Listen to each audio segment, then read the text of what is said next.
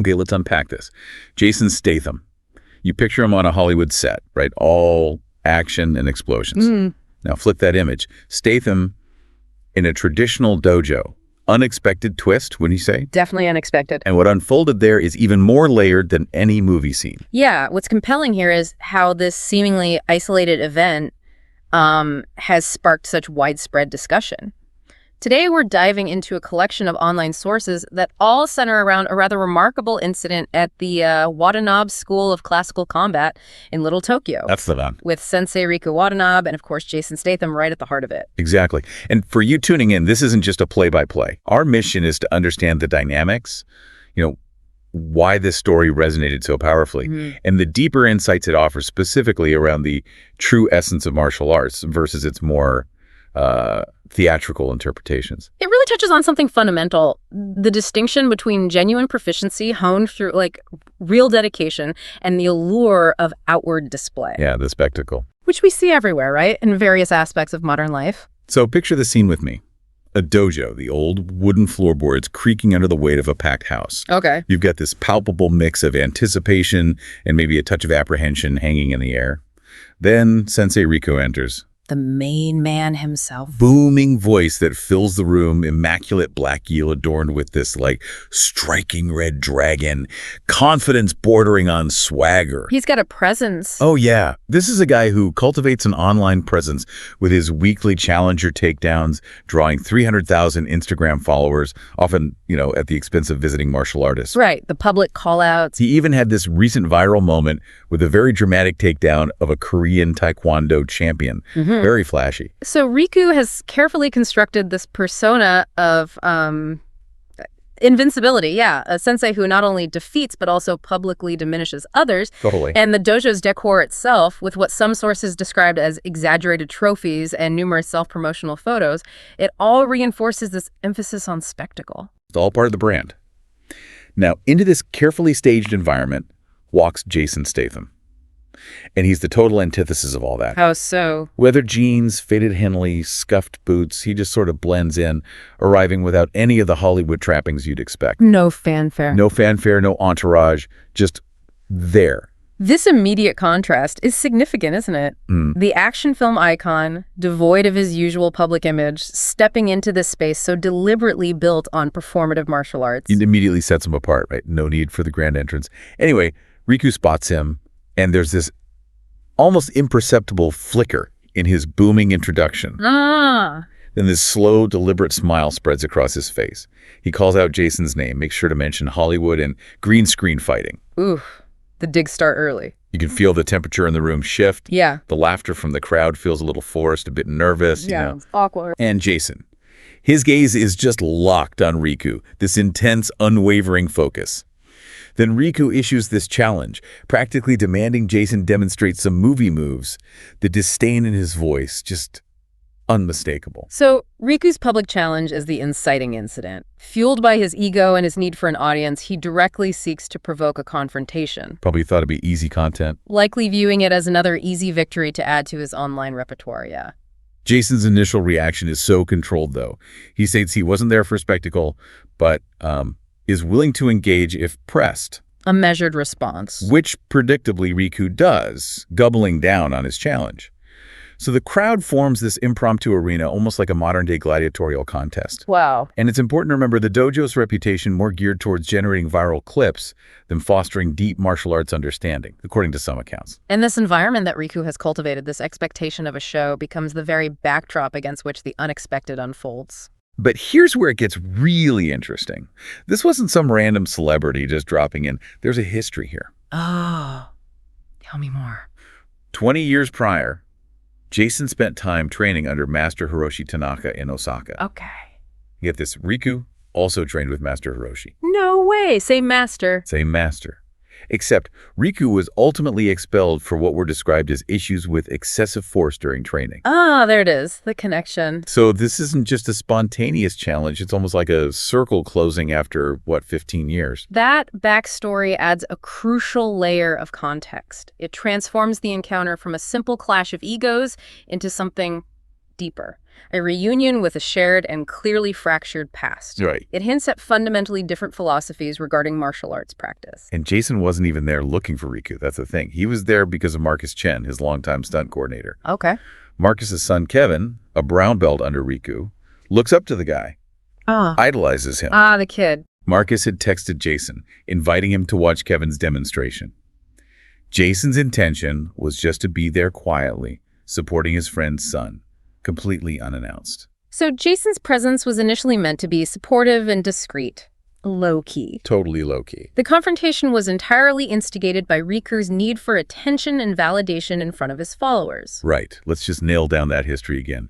18 months of dedicated training for Jason with Master Hiroshi in Kyoto. That's significant. That's a serious commitment to genuine martial arts, far beyond choreographed fight sequences for films. Definitely not just movie training. And then you have Master Hiroshi's decision to expel Riku due to using excessive force against junior students. What does that tell us about their foundational approaches? It suggests a fundamental divergence right from the start, doesn't it? In their understanding of martial discipline, respect, the whole tradition. And the irony is almost too perfect. Master Hiroshi's teaching, true strength requires no audience. Powerful words. Yet here we are, in a dojo seemingly built on public displays, with every single second being captured on countless phone cameras. That stark contrast between the pursuit of inner mastery, like Master Hiroshi emphasized, and the outward seeking of validation through public performance. That's the central tension in this entire narrative. Okay, so Riku, clearly feeling confident, maybe overconfident, launches into this kata. The performance begins. Super dramatic movements, the sound of his gis snapping like thunder, culminating in this big, flashy, flying, spinning heel kick. Practically a scene from one of Jason's movies himself. Then he turns to Jason, all smug, and makes a comment about watered-down choreography before inviting him to join his collection of defeated opponents. Notice the performative nature there. Every movement seems designed to impress visually, to intimidate through these exaggerated displays. And the trophies in the background. Yeah, the trophies serve as a constant backdrop, reinforcing his self-proclaimed dominance. But the crowd's reaction is really interesting. You've got the younger students who probably see this kind of thing regularly, maybe a bit of nervous giggling. Used to the showboating. But the adults, there's this growing sense of unease. They seem to sense that this is escalating beyond typical dojo banter. The more experienced members, they likely recognize the disrespect in Riku's challenge. Yeah. And the potential for a genuine, maybe uncontrolled confrontation. The nervous laughter tells you something's off. Hints at a discomfort with the escalating tension, definitely. And Jason, he remains absolutely still. His focus hasn't wavered from Riku. The tension in the room is so thick you can almost touch it. Palpable. One of the younger black belts near the front seems to intuitively sense the shift in the atmosphere and actually take the step back from the edge of the mat. Oh, wow. That small movement from the black belt speaks volumes, doesn't it? Someone more attuned to the nuances recognizes this isn't just playful sparring anymore. There's a real intensity now. Emanating from Jason's stillness, yeah. Then Riku keeps pushing, taunting him about stunt doubles, insurance premiums, even making a veiled reference to broken fingers. Trying to get a rise out of him. He's clearly trying to provoke a reaction, to get under Jason's skin. Riku's taunts are designed to belittle Jason, right? To play into that stereotype of the Hollywood tough guy who relies on illusion, not real skill. But Jason's focus shifts. He looks over at Kevin, Marcus's son. Back to the boy. You can see this mix of emotions on the kid's face. Embarrassment for his teacher, maybe a bit of disappointment, definitely confusion. Yeah, tough spot for him. And Jason says, quietly, but with absolute clarity, the boy deserves better than this. Your students deserve better. Why do you think he directed his comment towards the students and Kevin specifically? It's pivotal, I think, because Jason redirects the focus away from the personal challenge and towards the broader implications of Riku's behavior. He's highlighting the negative example being set for the young martial artist present. Suggesting a deeper concern for the integrity of the practice itself, not just about him and Riku anymore. Exactly. And that's when you see it, this subtle but unmistakable shift in Jason's demeanor. It's like a switch is flipped. Okay. The patience seems to have run its course, and now there's this quiet sense of purpose. This internal shift is crucial. Jason absorbed Riku's taunts without reacting, but now his focus has sharpened. He's no longer just observing. He feels compelled to act. Yeah, but seemingly not out of ego, but out of a sense of responsibility, maybe. For the art, for the kid. Seems like it. So he makes the offer. 1 round, no cameras, no showboating. A direct challenge, but on different terms. And Riku just dismisses it with a laugh. Talks about his dojo, his rules. Riku's immediate rejection of that offer reveals his reliance on the performative aspect, doesn't it? The idea of a genuine exchange without the spectacle. Is totally alien to him. Seems foreign to him, yeah. He needs the audience, the cameras. Then Jason steps onto the mat. His movement is so fluid, so effortless, it's like he just materialized there. And he delivers this incredible line. You've been making rules without understanding principles. That ends today. Wow. What's the core of that statement, do you think? It cuts right to the heart of their differing philosophies, surely. Riku operates on the surface level, rules, appearance, strength displays. Right. Jason's statement suggests a deeper understanding of the fundamental principles of martial arts that go way beyond mere rules or showing off. Transcend the outward displays. He then goes through this very deliberate ritual of taking off his shoes, placing them neatly at the edge of the mat. It's unhurried, respectful. That little detail matters. You can tell this isn't some staged movie moment. What does that simple act communicate? Well, the removal of shoes is a traditional sign of respect for the dojo space, right? So JC's deliberate, respectful gesture underscores his understanding of etiquette. It highlights the contrast. Exactly. It further highlights the contrast with Riku's earlier arrogance. For the first time, you see Riku's confidence waver. Just a flicker. Something about Jason's quiet preparation seems to unsettle him. The calm before the storm, maybe. But his pride kicks back in, and he offers this condescending last chance to walk away. Riku's bravado there likely masks a growing unease. He senses the situation might be slipping out of his control, but his ego won't let him back down. Prevents him from backing down in front of his audience, yeah. Jason just settles into this stance. It looks almost deceptively simple, but when you look closer, the weight distribution, the subtle angle of his shoulders, the stillness in his hands, it just exudes quiet mastery. It's perfectly balanced. And his reply, I'm exactly where I need to be. Shall we begin? Ice cold. Jason's posture and his calm, confident reply signal his readiness. He's completely unintimidated, despite Riku's attempts to control the narrative. And the atmosphere in the dojo completely transforms. It's like time slows down. Yeah. The existing lighting seems to intensify. You can feel it change. And of course, all those phones are still recording. Every angle. The shift in atmosphere reflects the audience's collective realization that this is no longer just a stage demo. This is real. There's a palpable tension, a sense that they are about to witness something significant, something authentic. Riku strikes first. That explosive flying knee, all about the visual impact. Pure spectacle. Predictable, based on his style. The crowd audibly gasps. For a split second, it looks like he might actually overwhelm Jason with sheer force. Riku's opening attack is entirely in line with his performative style, prioritizing that dramatic, visually impressive move. But Jason, his defense is so minimal, so efficient. Just this slight pivot, a subtle rotation of his torso, and the knee just whizzes past. Effortless evasion. And this short, almost understated strike to Riku's ribs. Not flashy at all. But Riku's sharp intake of breath. You know it connected. Jason's defense showcases his economy of movement and his precision. He uses only what's necessary to evade and deliver a targeted counter. And that black belt. Right. The whispered comment from the black belt, first contact, highlights the significance of this seemingly small exchange to those who understand. Riku stumbles back, clearly disoriented. You can see a flicker of doubt cross his face. He circles Jason with more caution now. Reality setting in. The energy of the crowd has completely shifted. The younger students who were snickering are now silent, their phones still held high, but with a different kind of focus. The disruption of Riku's attack and the change in the crowd's reaction indicate a significant shift in the power dynamic. No more laughing now. The audience is beginning to recognize they are witnessing a different caliber of martial artist. Riku, clearly frustrated, almost snarls. Come on then, show me something real. Riku's taunt reveals his inability to grasp the effectiveness of Jason's understated movements, doesn't it? He still equates real with overt displays of power. And Jason. He just remains centered, hands loose, breathing steady. He's in this fundamental stance that seems to go beyond any specific competition technique. What does that centered posture communicate? I think Jason's posture reflects a deep grounding in foundational principles, a mastery that doesn't rely on specific techniques, but on a balanced, ready state. Like a coiled spring, maybe?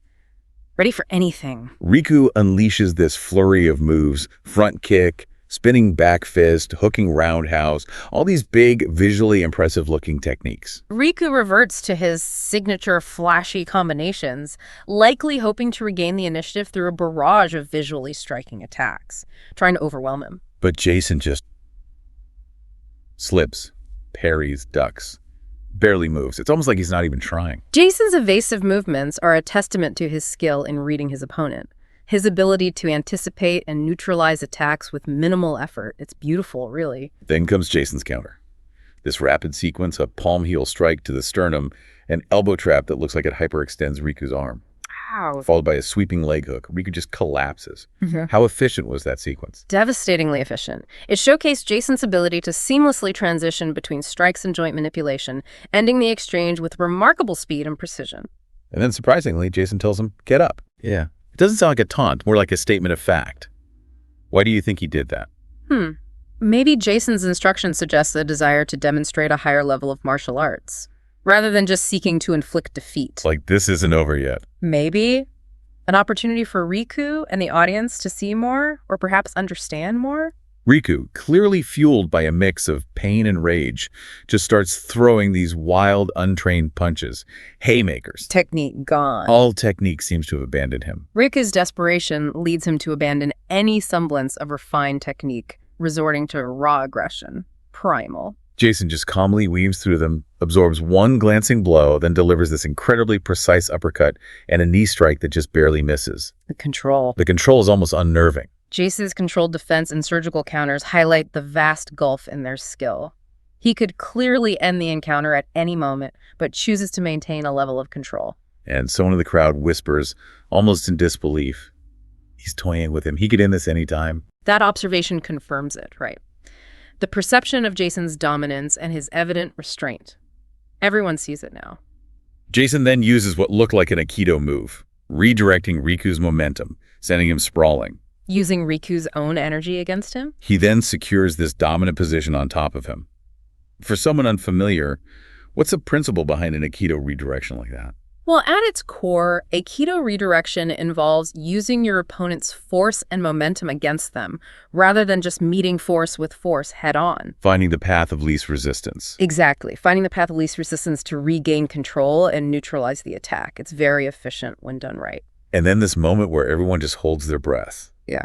Jason is in a position to deliver a fight-ending blow. Hammer, fist, elbow, whatever. But he doesn't. He holds back. Why the restraint there? Jason's restraint in that moment speaks volumes about his understanding of true martial arts, I think. It's not simply about the ability to inflict damage. It's about control. But also about the discipline to control it, knowing when not to strike. He just whispers, "Final chance." That final warning gives Riku one last opportunity to yield, to maybe recognize the futility of continuing and out. Riku, predictably, just charges again, completely reckless now. Pure desperation. Riku's continued aggression, despite the clear disparity in skill and control, it just underscores the power of his ego. And his inability to concede. Exactly. And that's it. Jason just sidesteps, delivers this incredibly precise elbow strike to the base of the skull. Quick and clean. Enough to end it, but with a visible level of control that suggests he wasn't aiming for maximum damage. That decisive yet controlled strike demonstrates Jason's mastery. He ends the confrontation efficiently and with a calculated level of force. Sufficient to stop Riku. Without causing unnecessary, permanent harm. That's key. Riku collapses, face first onto the mat. He's briefly unconscious, just a trickle of blood. The dojo falls into complete, stunned silence. The silence underscores the shock and the suddenness of the outcome, the image of the once confident dojo master lying defeated. This is a powerful image. A powerful and stark contrast to his earlier bravado, absolutely. This long, drawn-out silence, 30 seconds maybe. You can just hear Riku's labored breathing. Everyone seems frozen, their phone's still recording, but nobody's moving. Processing it. It's like they've all collectively realized they just witnessed something more profound than just a street fight, almost like a masterclass in martial arts. The extended silence signifies that collective processing of the event. The audience recognizes they have witnessed not just a physical altercation, but a demonstration of skill, restraint. And philosophy, maybe. Yeah, and philosophy. That transcends mere entertainment. Someone finally whispers, almost fearfully, Is he okay? The whispered question reflects the concern, and the dawning realization of the potential consequences of such a confrontation. And the black belt who had stepped back earlier says it perfectly. He's fine. His ego isn't. Huh. That insightful comment succinctly captures the true extent of Riku's defeat. Not serious physical injury, but a profound humbling of his self-perception. His pride took the hit. Then, this lone clap starts somewhere in the back of the dojo. Slowly but surely it spreads until the whole room is applauding. Interesting reaction. This doesn't sound like celebratory applause, more like a sign of respect, like they just witnessed something truly significant. The applause is a recognition of Jason's skill, his discipline, and the unexpected lesson he imparted. It's a form of acknowledging something profound just occurred. Jason just stands there, absolutely motionless, a picture of calm amidst all the attention. Jason's stillness reinforces his composure and his lack of need for external validation. He doesn't bask in the victory, does he? Not at all. Then he extends his hand to Riku, this simple gesture of professional courtesy. Even after everything. What does that communicate in this context? It's a powerful moment of grace and humility from Jason, isn't it? Offering a gesture of respect to his defeated opponent, even after all the taunting and provocation. You can see Riku visibly struggling internally. There's confusion, the sense of shame, and maybe the very beginnings of understanding dawning on him. A lot to process right there. He hesitantly reaches out and takes Jason's hand. Riku's hesitation reflects his internal turmoil and the beginning of his grappling with the reality of what just happened. The world just got turned upside down for him. Jason leans in and says quietly, "Showmanship attracts views. Mastery creates legacy." Boom. That's a pretty powerful statement, isn't it? It's the core message of the entire encounter, right? Highlighting the fundamental difference between seeking fleeting online attention and building lasting respect through genuine expertise. Views versus legacy. Oof. Riku just nods, completely defeated. He can't even make eye contact. His entire posture has changed. All the bravado is gone, replaced by a sort of protective, hunched posture. Riku's physical demeanor reflects his internal collapse. The loss of his carefully constructed performative identity is shattered. Then Jason walks over to Kevin, the kid, so gentle. Switches gears completely. He compliments his reverse side kick and then gives him some specific technical advice about keeping his guard up during the technique. This act of mentorship towards Kevin demonstrates Jason's genuine commitment to martial arts, doesn't it? And his desire to pass on knowledge. To the next generation. Yeah, exactly. It's not just about beating Riku. Kevin is just beaming. He gives this deep, respectful bow full of gratitude. You can tell it meant the world to him. Kevin's reaction underscores the profound impact of Jason's actions and the stark contrast with Riku's self-serving behavior earlier. Marcus, Kevin's dad, is just standing there in disbelief, watching his son receive instruction from someone who clearly embodies true mastery. Imagine that. Marcus witnesses firsthand the difference between the superficial displays of Riku and the authentic skill and generosity of Jason. Jason's final words to Kevin are so resonant. Practice with purpose, not for applause. The quietest warriors often stand the longest. What's the lasting message in that for Kevin and perhaps for all of us? It emphasizes the importance of intrinsic motivation, right? And the enduring power of dedication and humility in achieving true mastery. A lesson that extends far beyond the martial arts world. Practice with purpose. Powerful. Then Jason simply turns and leaves. The crowd parts respectfully as he walks through. The whole atmosphere has shifted from one of entertainment to one of genuine reverence. Jason's understated departure reflects his humility again, his lack of desire for accolades or further attention. He did what he felt he needed to do and left. There's this one last moment as he's leaving where Jason's gaze meets Riku's. No words are exchanged, but you can almost feel this unspoken challenge. For Riku to genuinely reflect and improve, like, learn from this. That final exchange leaves Riku with a clear, albeit silent, challenge to move beyond the pursuit of online fame and embrace the true path of martial arts mastery, if he chooses to. And then he's just gone. Steps back into the ordinary world, likely completely unaware of the digital phenomenon he's about to become. Jason's return to anonymity highlights his grounded nature and his lack of concern for external recognition in this specific context. He wasn't there for that. And then, boom, the digital explosion. The first shaky phone clip appears online. I think the title was Jason Statham Teaches Humility Without Words. Catchy. It racks up millions of views within hours. The speed and scale of the online reaction demonstrate the profound impact of the event and the widespread recognition of its significance. It just hit a nerve. The headlines are everywhere. Jason Statham schools arrogant dojo master in 90 seconds, things like that. The headline captures the essence of the event as perceived by the public, the decisive nature of Jason's victory, and the perceived arrogance of Riku. Online, the whole encounter is just dissected frame by frame. Side-by-side comparisons with Riku's previous takedown videos. Oh, I bet. Slow motion analysis, expert commentary from MMA coaches who are genuinely impressed. They're pointing out the clear distinction between choreographed moves and decades of ingrained muscle memory. The expert analysis validates the authenticity of Jason's skills, right? Clearly differentiating them from staged action sequences and highlighting the depth of his actual training. This wasn't movie fighting. The martial arts community just embraces it. BJJ black belts are sharing it with captions about humility. Karate dojos in Japan are analyzing his efficient movement. Even Olympic champions. Yeah, even Olympic Taekwondo champions are commenting on his precision and, importantly, his remarkable restraint. The widespread appreciation within the martial arts community underscores the respect Jason earned through his actions. His demonstration resonated with core martial arts values. And the conversation online really shifts to this philosophical contrast, the flashiness of showmanship versus the quiet power of understated mastery. The spectacle versus substance debate. Exactly. It sparks these really deep discussions about what martial arts is truly about at its core. The event became a catalyst for a broader reevaluation of values and principles within martial arts, moving beyond the superficial allure of spectacle. Riku tries to do damage control, of course, releases this video titled, Setting the Record Straight. How did that go down? The internet, however, is pretty merciless in its response. Lots of comments about lost to 20 years of silent dedication. Ouch.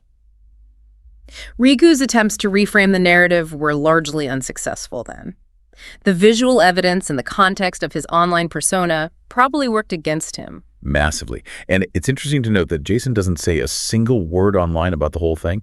Zero comment. His silence speaks volumes. That silence almost amplifies his mystique and really highlights the difference between someone who needs external validation and someone who just embodies their skill. Jason's silence becomes a powerful statement in itself, further reinforcing his humility and self-assuredness. He doesn't need to explain. Suddenly, dojos are reporting this surge in enrollment. Parents are specifically mentioning they want their kids to learn that kind of discipline, the quiet kind. Wow. The Statham effect. The increase in dojo enrollment suggests a shift in parental priorities, maybe. A desire for genuine discipline and skill, rather than just the outward appearance of martial arts prowess. This shaky phone footage, almost by accident, becomes this digital legend. The raw, unedited nature of the footage adds to its authenticity and its impact, doesn't it? Capturing a genuine moment, not a staged performance.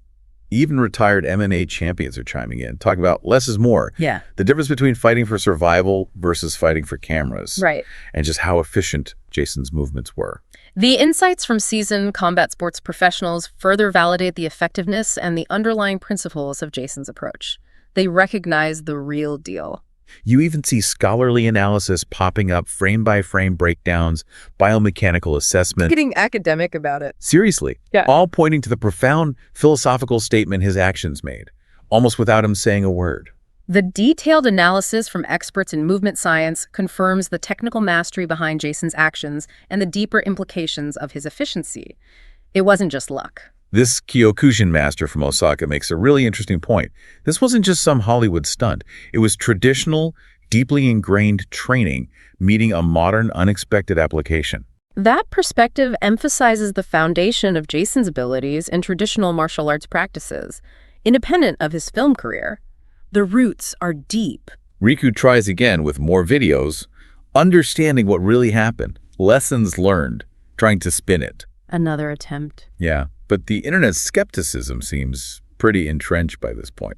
Riku's continued attempts at damage control probably only served to further highlight the contrast with Jason's dignified silence and erode his own credibility even more. The power of Jason's silence just keeps getting brought up in the online discussions. It's a recurring theme. Jason's continued silence amplifies the impact of his actions and speaks volumes about his character and priorities.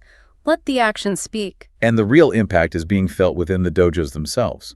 There's this new emphasis on Statham-style efficiency, students focusing more intently on the fundamentals. Right to basics. And this #respect-before-attention hashtag starts popping up everywhere. That's fascinating. The internal changes within the martial arts community demonstrate the lasting influence of Jason's actions and a renewed focus on core values: respect, genuine skill development. So, as we wrap up this deep dive, it's clear this wasn't just about a physical confrontation, was it? Not at all. It really exposed a fundamental clash between two very different philosophies. We saw the undeniable power of dedicated practice overshadowing mere performative showmanship. Absolutely. And the whole event underscored the profound impact that humility and restraint can have, especially within the context of martial arts. The real takeaway for you, our listener, is the understanding that true mastery, really in any field, often speaks for itself. It doesn't necessitate constant self-promotion or that seeking of external validation. Absolutely. And for anyone striving for knowledge or excellence, this event offers some incredibly valuable insights into the importance of dedication, discipline, and being able to discern the difference between something that simply looks impressive and something that possesses genuine, lasting substance. Lessons that extend far beyond the walls of a dojo. For sure. Which kind of raises a compelling question for you to consider. In your own pursuits, where might a focus on quiet dedication yield more significant and enduring results than maybe striving for that immediate recognition or applause? Yeah. What kind of quiet mastery could you be cultivating right now? Something to think about.